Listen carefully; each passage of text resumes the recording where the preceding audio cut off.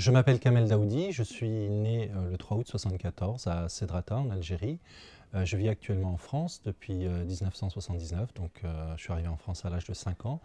Et actuellement, je suis assigné à résidence depuis un peu plus d'une dizaine d'années. Alors actuellement, je suis dans une petite commune qui se trouve en Charente-Maritime, donc dans l'ouest de la France, sur la façade atlantique, qui s'appelle Saint-Jean-d'Angély, et j'y suis depuis pratiquement 2 ans. Alors une assignation à résidence, c'est une mesure administrative. Dans mon cas, cette mesure administrative est complémentaire d'une décision de justice. Et comme son nom l'indique, je suis tenu de rester dans une commune déterminée tous les jours, 24 heures sur 24. Et j'ai l'obligation d'aller faire ce qu'on appelle vulgairement des pointages au commissariat de police ou bien au poste de gendarmerie pour signifier ma présence dans la commune. Pour ce qui me concerne, j'ai 3 pointages quotidiens, donc tous les jours, y compris les dimanches et jours fériés. J'ai été à certains moments à 4 pointages. Et j'ai en plus une obligation la nuit, c'est-à-dire qu'entre 21 h et 7 h du matin, toutes les nuits, je dois absolument me trouver dans la chambre d'hôtel dans laquelle je suis confiné pendant toute la nuit, jusqu'à 7 h du matin. Et donc j'ai interdiction formelle de quitter la commune, qui est une petite commune, hein, puisque c'est environ 12 km². J'ai un champ de liberté, on va dire, assez réduit. Et surtout, ce qui est très contraignant en fait, dans une assignation à résidence, c'est la segmentation du temps. C'est-à-dire qu'en fait, c'est les pointages au quotidien qui vont déterminer la journée. Et donc, ça fait une journée, en fait, toutes les journées se ressemblent pratiquement. Et, et c'est cette polarisation au niveau des pointages qui va créer une forme, je dirais, de traitement dégradant d'une certaine façon. Ben, depuis que je suis dans cette commune, déjà, il faut savoir que j'ai été éloigné de ma famille, puisque moi j'avais une maison, j'habitais avec ma femme, mes enfants. Alors j'étais également assigné à résidence, mais je n'avais pas, par exemple, cette contrainte nocturne. Donc j'avais un peu plus de liberté, entre guillemets.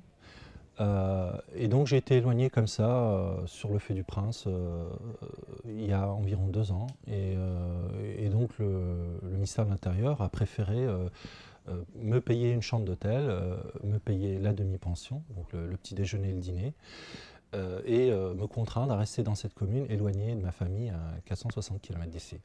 Donc en fait, le matin, je pars assez tôt, donc à 9 h 15, hein, quelles que soient les saisons. Je dois pointer donc à 9 h 15, ensuite à 15 h 15 et de nouveau à 17 h 45. Et donc j'ai à peu près un battement de plus ou moins 15 minutes, donc il faut que je sois à l'heure. Et si je ne suis pas à l'heure, je risque jusqu'à un an ferme de prison.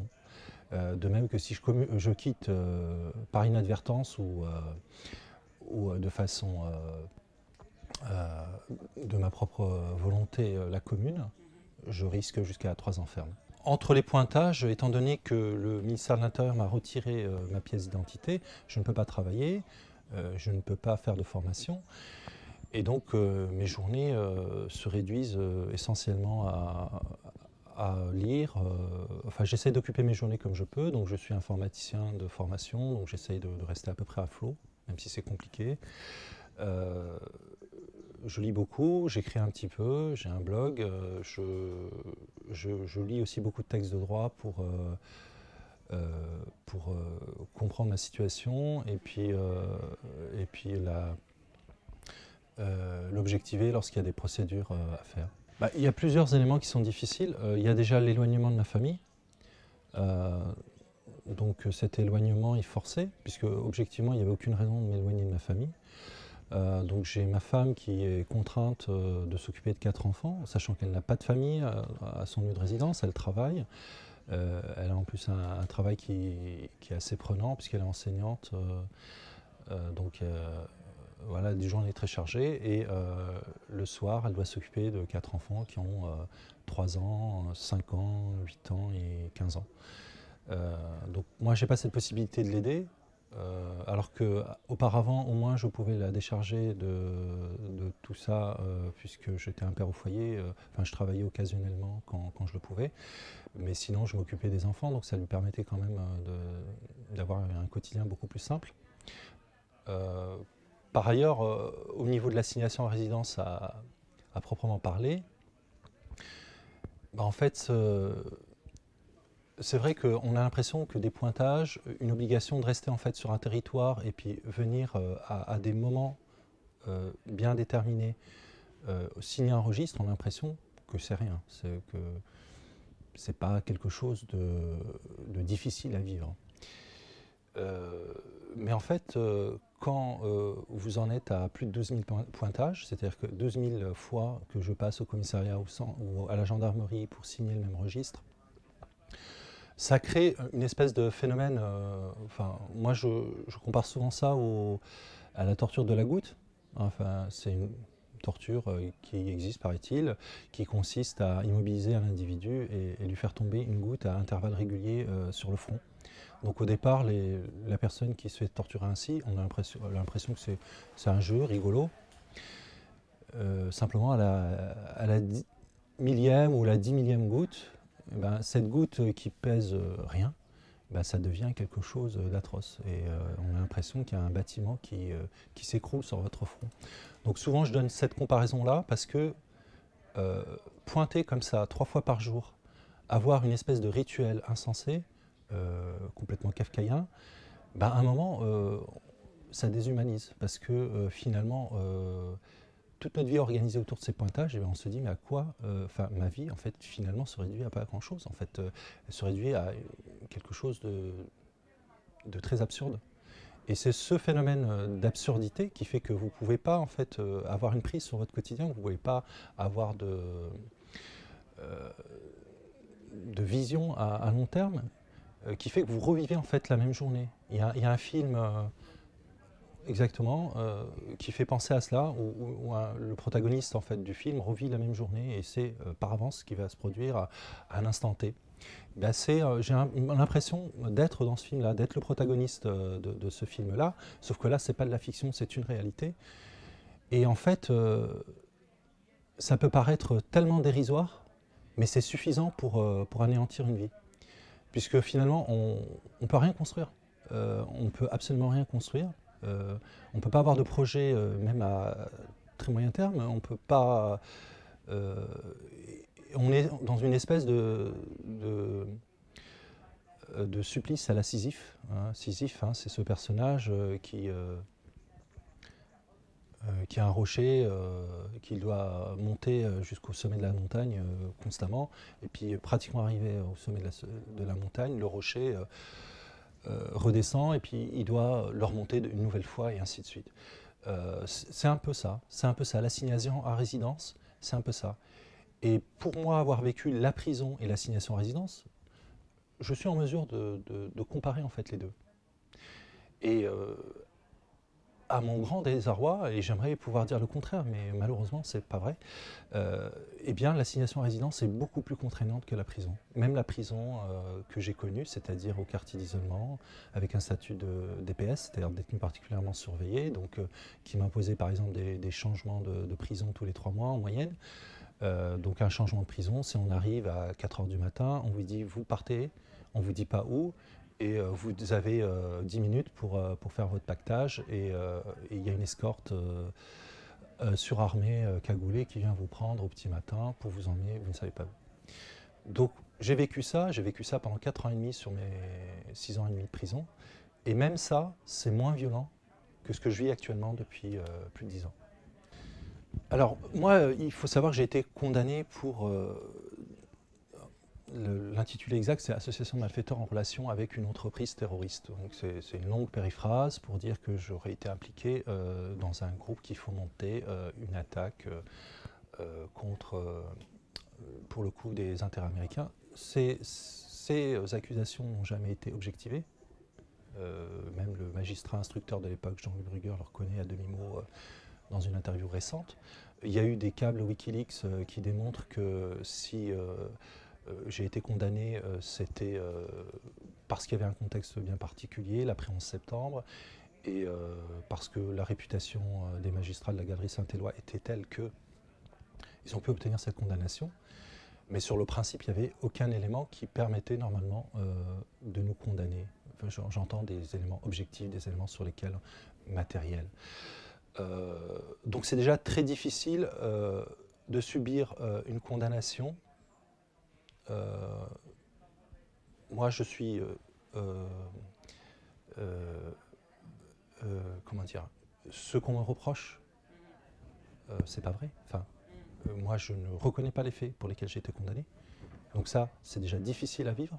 Donc on est condamné pour une peine, on exécute la peine, et à la fin de la peine, finalement, on a une espèce de peine perpétuelle, alors qui semble moins grave que la prison, mais qui vous met dans une espèce de dimension,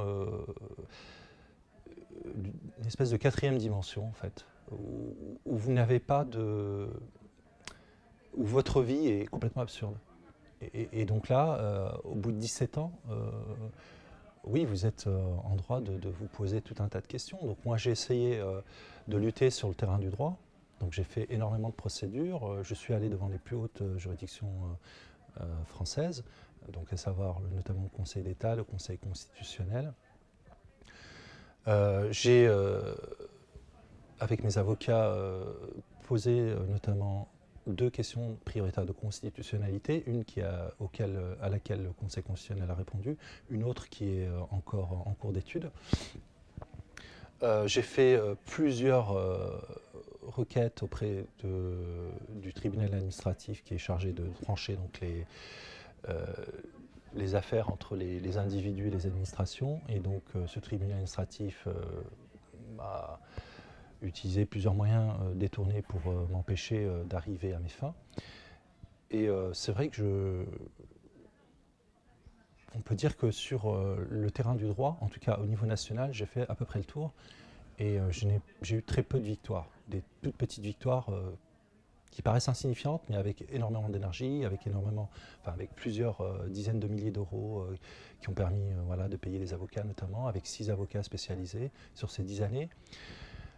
Donc c'est vrai que quand on fait une rétrospective un petit peu de mes petites victoires entre guillemets par rapport à 17 ans de lutte, donc pratiquement 6 ans et demi en prison et 10 ans d'assignation en résidence, un peu plus même, on se dit bah oui finalement ça a été 17 ans pratiquement de surplace. Mais ça m'a permis aussi d'exister, cette lutte sur le plan du droit, parce que je crois au droit, même si pour l'instant le droit ne croit pas en moi apparemment. Mais j'essaye en tout cas d'être là où on n'aimerait pas que je sois. Parce que pour moi, voilà, je représente la figure du barbare, la figure du terroriste, la figure de tout ce qui n'est pas humain. Et finalement,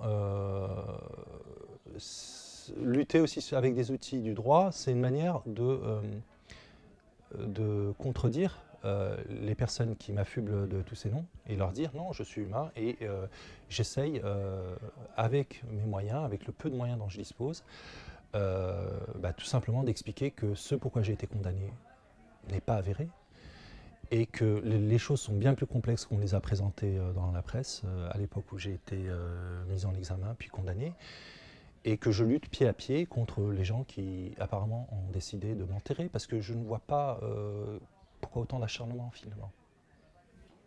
Alors dans le présent immédiat, il y a déjà ma requête auprès de la Cour européenne des droits de l'homme, donc c'est la seconde. J'ai déjà fait une première requête devant la Cour européenne des droits de l'homme qui m'a permis de ne pas être expulsé vers mon pays d'origine, l'Algérie, que j'ai quitté à l'âge de 5 ans, pour ne pas être soumis à des traitements dégradants et inhumains dans les termes de la Convention européenne des droits de l'homme.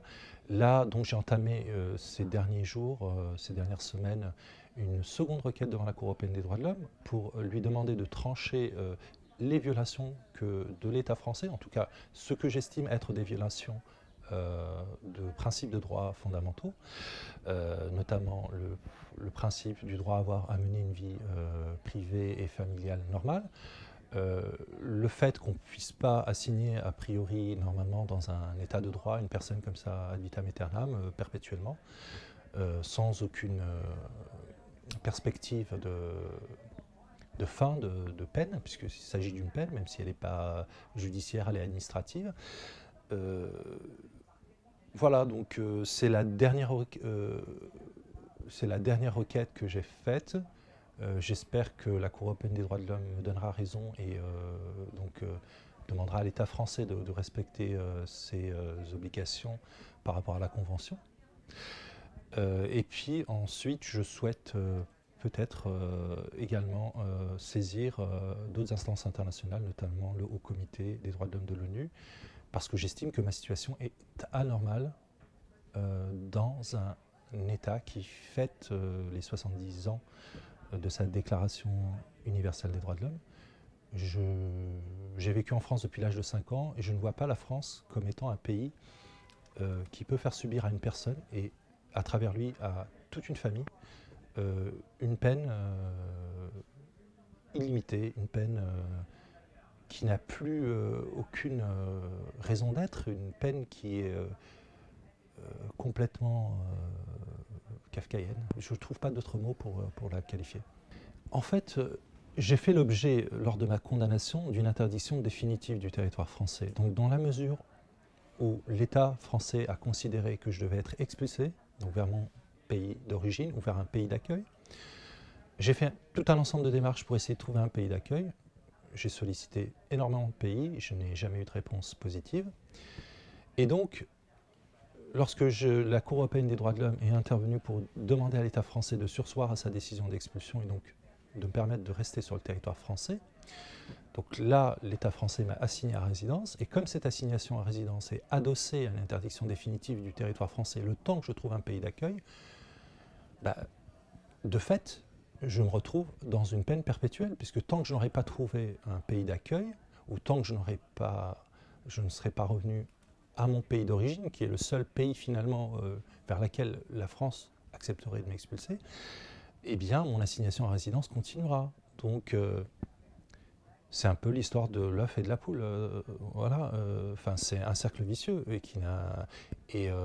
c'est là aussi que réside la difficulté de ma situation, parce qu'en fait, l'État français, en me harcelant comme il le fait de manière juridique, la finalité qu'il recherche, à mon avis, c'est que moi, je me fasse une raison, je me dise, oui, le seul pays où je peux aller, c'est mon pays d'origine, et même si je dois être condamné à une peine, comme ça a été le cas, d'un ressortissant algérien dans une situation équivalente, donc il a été condamné à une peine par contumace qu'il ignorait totalement lorsqu'il est arrivé sur le territoire algérien, alors que, a priori, aucune condamnation n'était connue pour ce qui le concerne. En fait, c'est la seule solution, entre guillemets, qu'on me propose, c'est-à-dire être assigné à résidence indéfiniment ou bien revenir dans un pays qui peut me remettre en prison, me torturer ou me traiter de façon contraire à la Convention européenne des droits de l'homme ou à l'ensemble des conventions de droit international qui existent. Je ne crois pas que ce soit une solution. Il y a eu énormément d'impact sur ma famille. Déjà, ma famille, elle se compose de ma femme, qui est ressortissante française, qui est de confession musulmane, même si elle ne le porte pas sur ses habits ou sur son visage. J'ai mes 4 enfants. Et donc, en fait, il y a déjà une double fracture.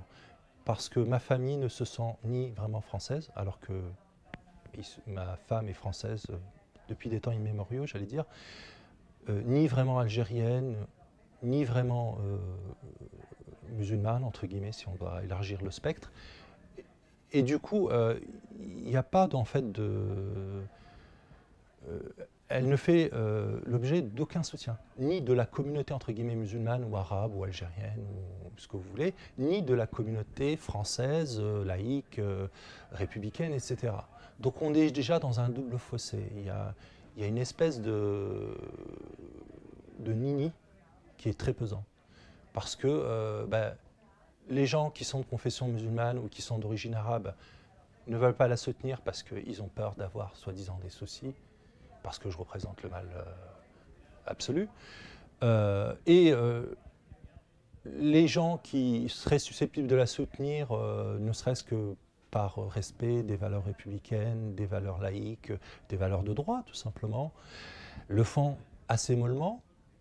Quelques personnes l'ont fait et je les en remercie. Et ce n'est pas forcément des personnes auxquelles on aurait pensé au départ.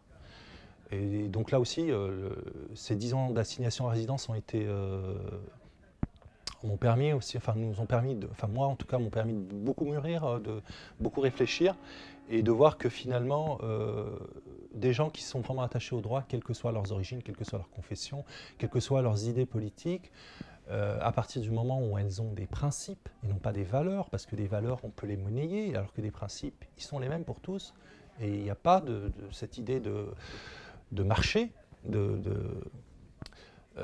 voilà, donc des gens qui ont des principes et qui y sont attachés, quelles que soient leurs origines, leurs convictions politiques, religieuses, etc., se battront, lutteront pour ces principes, et y compris des gens qui sont votre antithèse. Et ça, je crois que c'est extrêmement important parce que les principes de droit doivent être les mêmes pour tous déjà, et surtout l'histoire montre que si on n'a pas de principes, des choses, des valeurs auxquelles vous avez cru parce que voilà, vous étiez dans telle ou telle optique, peuvent se retourner contre vous. Et que finalement, la seule chose qui vaille, c'est d'avoir des vrais principes, c'est-à-dire les appliquer à tous et à toutes, quelles que soient les origines, quelles que soient les convictions. Alors leur vie, j'allais dire, était... ils étaient assignés à résidence eux-mêmes, alors d'une autre façon, mais ma femme, c'était la femme du terroriste, mes enfants, c'était les enfants du terroriste, donc c'était des gens qu'on montrait du doigt constamment, sans connaître même les tenants et aboutissants de mon dossier, sans connaître la réalité de ce pourquoi j'ai été condamné. Il y a eu énormément de raccourcis qui ont été faits, qui ont fait que ma femme et mes enfants étaient stigmatisés, et ils ont été traumatisés. Ma fille aînée, enfin c'est ma belle-fille en fait, mais je la considère comme ma fille, comme mes autres enfants. On l'a appelée la fille d'Al-Qaïda depuis la 6e, elle est aujourd'hui en seconde. Ma fille aînée, donc la cadette, elle avait honte quelquefois qu'on prononce son nom de famille parce qu'elle avait peur que les gens la voient à travers le prisme de son papa, entre guillemets, terroriste. Et puis, la petite dernière qui a 3 ans, donc le garçon qui a 5 ans, lui, il veut être policier parce qu'il est persuadé qu'en étant policier, il m'accompagnera pour mon prochain transfèrement pour aller dans un autre lieu d'assignation en résidence. C'est sa manière d'avoir une prise sur sa vie d'enfant de 5 ans qui voit que la vie de son père se réduit à pas grand-chose. Et ma petite fille, la petite dernière qui a 3 ans, récemment, elle a dit à son frère, tu sais, papa, il est caché. Donc elle a bien compris que c'était anormal que son papa ne soit pas présent avec elle à la maison. Et le fait qu'il ait une maison, comme elle dirait, séparée, oui, dans la conscience d'un enfant de 3 ans, ça trouble, ça crée des traumatismes. Et là, je parle de façon vraiment... Enfin, j'élude beaucoup de choses parce que voilà, je suis pas dans le misérabilisme, mais voilà, ma femme, on a essayé de lui faire perdre son travail, on a essayé de la faire quitter sa maison, on a exercé des pressions contre elle, elle a eu des menaces de mort, moi aussi, mes enfants aussi, il y a eu des courriers de corbeaux, il y a eu, alors ne parlons même pas des réseaux sociaux qui sont orduriers à merci. Donc c'est toutes ces choses-là. Et puis du côté des autorités algériennes aussi, c'est par exemple le refus d'enregistrer la naissance de ma dernière fille.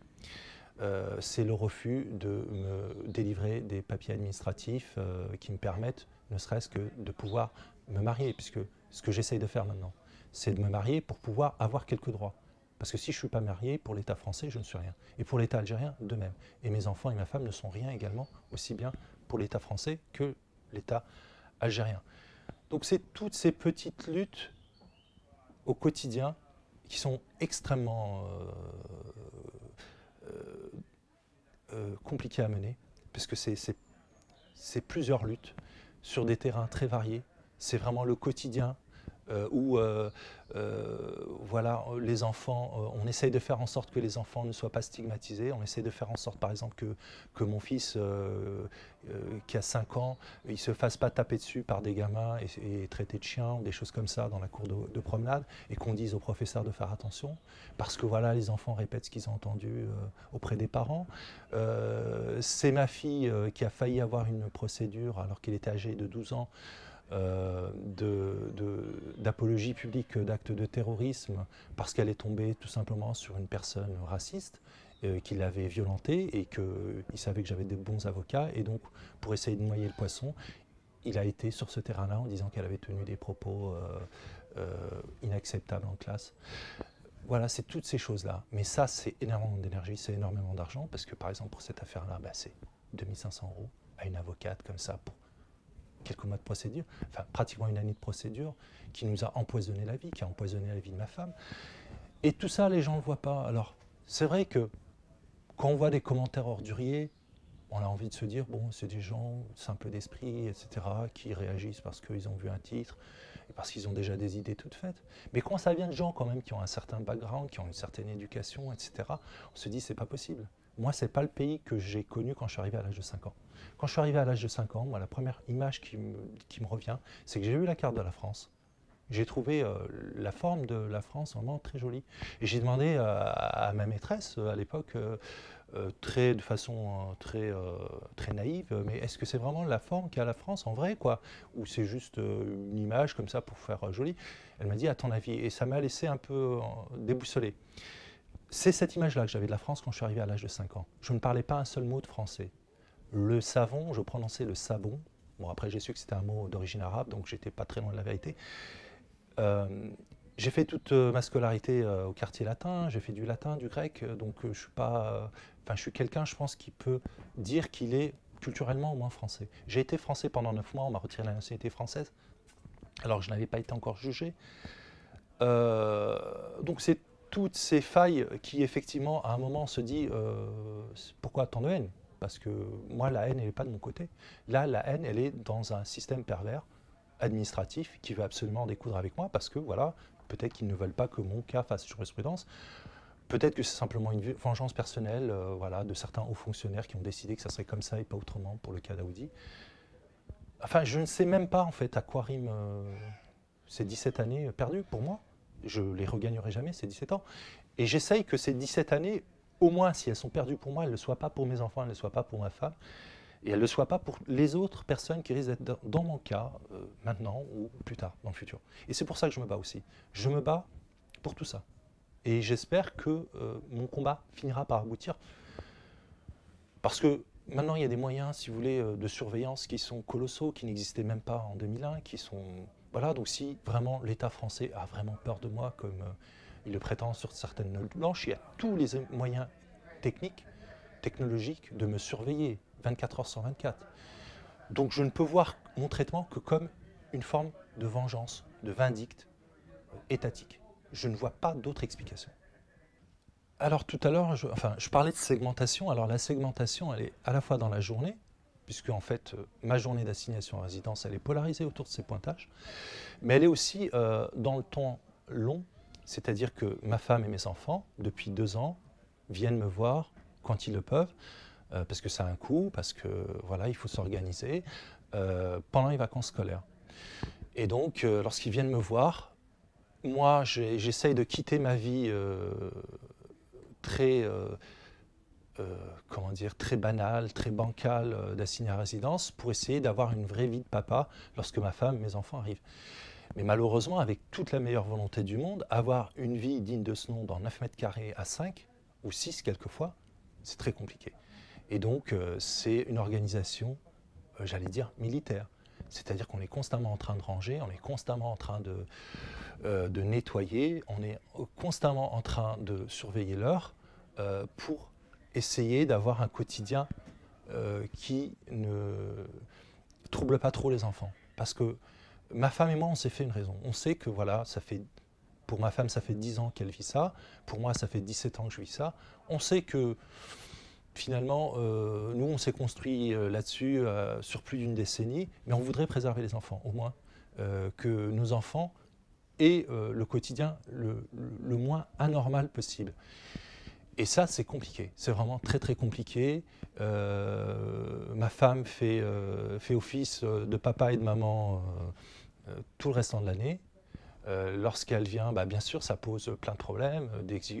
Il y a de promiscuité, donc on n'a pas d'intimité, on est obligé de gérer les enfants. Voilà, 3 enfants dans 9 mètres carrés, c'est pas facile quand il pleut, qu'on peut pas sortir. On peut même pas prendre des vacances, on peut même pas aller la mer est à 1 heure, on peut même pas se dire, voilà, on prend la voiture, on va à la plage et puis les enfants décompressent un peu. On est obligé de rester, c'est-à-dire que ma femme, lorsqu'elle vient me voir, elle est assignée à résidence comme moi, les enfants, pareil. Parce que tout simplement, par correction et par égard, pour moi, ils vivent ce que je vis et puis ils veulent partager ce que je partage parce que c'est ma vie et puis que voilà, je suis leur père ou leur mari, et puis ils estiment que ça fait partie d'une forme de solidarité que de partager tout ça, les bons moments comme les mauvais moments. Après, je ne veux pas faire non plus de misérabilisme.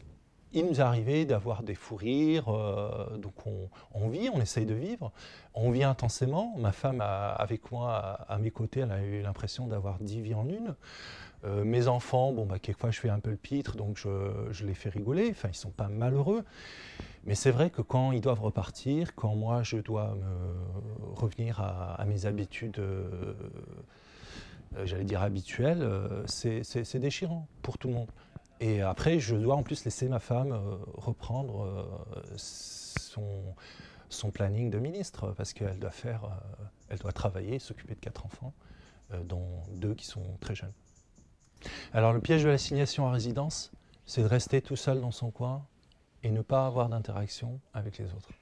Il ne faut absolument pas, enfin si une personne doit être assignée à résidence, il ne faut surtout pas qu'elle rentre dans ce cercle vicieux.